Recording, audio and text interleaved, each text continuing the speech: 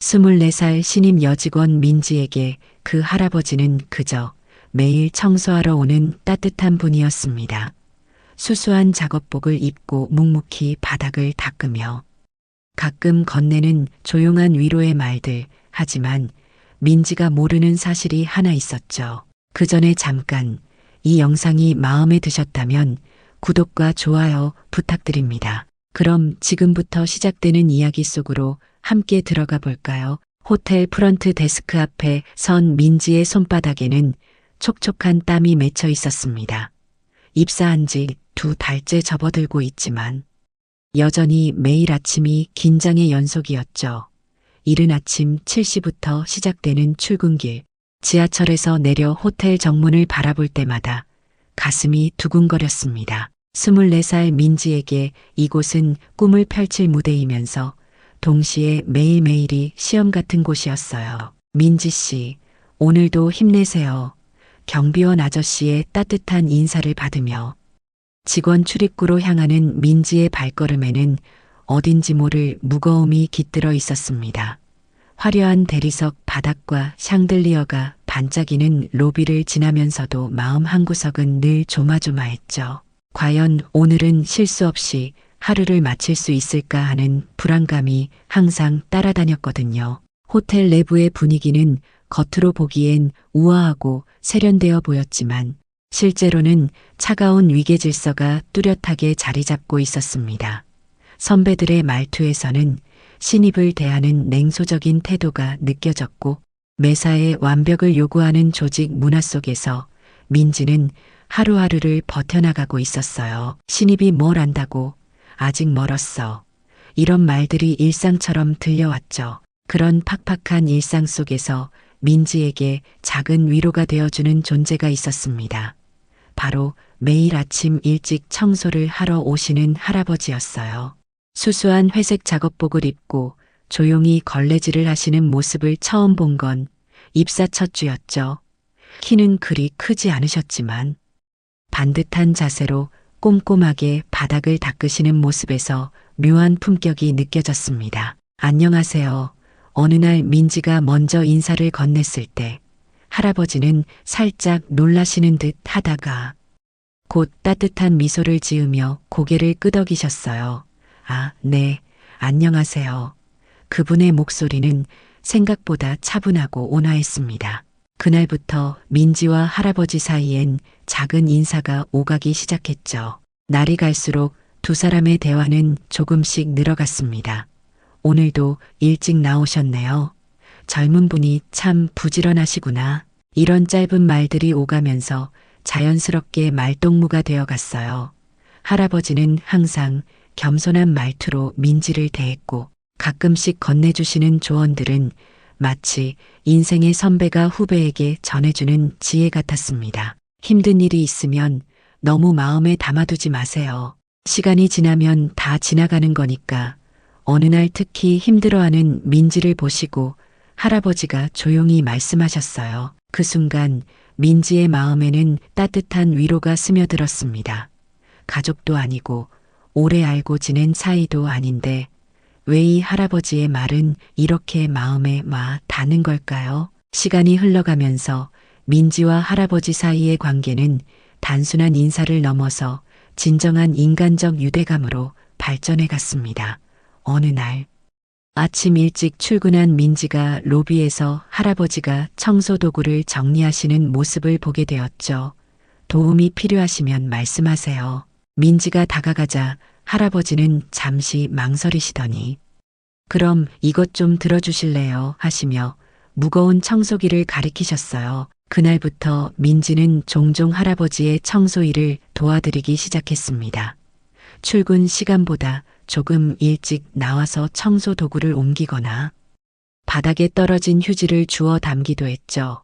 할아버지는 처음엔 젊은 분이 이런 일까지 하실 필요 없어요 하며 사양하셨지만 민지의 진심 어린 마음을 느끼시고는 점차 고마워하셨습니다. 어느 추운 겨울 아침 청소를 마친 할아버지가 민지에게 따뜻한 커피 한 잔 어떠세요? 하며 보온병에서 김이 모락모락 나는 커피를 따라주셨어요. 직원. 휴게실 한 구석에 앉아 함께 마시는 커피 맛은 유독 달콤했습니다. 할아버지는 언제부터 이 일을 하셨어요? 민지가 물어보자 할아버지는 꽤 오래되었지요. 하며 애매하게 웃으셨죠. 그런 따뜻한 시간들이 쌓여가는 동안 민지와 함께 입사한 신입. 남직원 준호는 전혀 다른 모습을 보이고 있었습니다. 준호는 서울대 호텔 경영학과를 졸업한 엘리타 출신으로 처음부터 자신의 학벌과 스펙을 내세우며 동기들 사이에서도 우월감을 드러내곤 했어요. 키 180cm가 넘는 훤칠한 체격에 잘생긴 외모를 가진 준호는 자신감이 넘쳤지만 그만큼 남을 무시하는 경향도 강했습니다. 아, 저기 또 청소부가 지나가네. 준호가 할아버지를 보며 동료에게 속삭이는 소리를 민지가 들었을 때 가슴 한편이 불편해졌어요. 할아버지는 분명 준호보다 훨씬 인격적이고 따뜻한 분인데 겉모습만으로 판단하는 준호의 태도가 못마땅했죠. 하지만 아직 신입인 민지로서는 같은 동기인 준호에게 직접 뭐라고 말할 용기가 나지 않았습니다. 준호의 무례함은 날이 갈수록 심해졌어요. 할아버지가 바닥을 닦고 계실 때 일부러 큰 소리로 전화 통화를 하거나 지나가면서 어휴 냄새 하며 코를 막는 신용을 하기도 했죠. 심지어는 청소부 주제에 왜 이렇게 느려 하며 짜증스러운 표정을 짓기도 했습니다. 할아버지는 그런 준호의 태도에도 전혀 화내지 않으시고 그저 조용히 자신의 일을 계속하셨어요. 준호 씨가 좀 심한 것 같아요. 어느 날 민지가 다른 동료에게 조심스럽게 말했지만 뭐 틀린 말은 아니잖아. 청소부는 청소부고 하는 냉담한 대답만 돌아왔습니다. 이 회사의 위계의식이 얼마나 뿌리 깊은지 실감하는 순간이었죠. 민지는 점점 더 할아버지에게 미안한 마음이 들었고 동시에 이런 분위기를 바꿀 수 없는 자신의 무력함에 답답함을 느꼈어요. 하지만 할아버지는 여전히 민지에게 따뜻했습니다. 젊은 분들은 다 그런 거야. 시간이 지나면 달라질 거예요. 준호의 무례함에 대해 할아버지가 담담하게 말씀하시는 모습을 보며 민지는 이분의 인품이 정말 대단하다고 생각했어요. 그런 평범한 일상이 깨어진 건 어느 바쁜 월요일 오후였습니다. 호텔 로비에는 체크인을 기다리는 손님들로 북적였고 민지와 준호는 각자 맡은 데스크에서 연신 손님들을 응대하고 있었어요. 그런데 준호가 담당하던 VIP 손님의 예약에서 심각한 오류가 발견되었죠. 분명히 스위트룸으로 예약되어 있어야 할 손님의 방이 일반실로 잘못 배정되어 있었던 겁니다. 이게 무슨 일이야? 손님이 목소리를 높이기 시작했고 준호의 얼굴은 점점 붉어졌어요. 평소 자신만만했던 그의 모습은 온데간데 없고 손이 떨리며 컴퓨터 키보드를 두드리고 있었죠.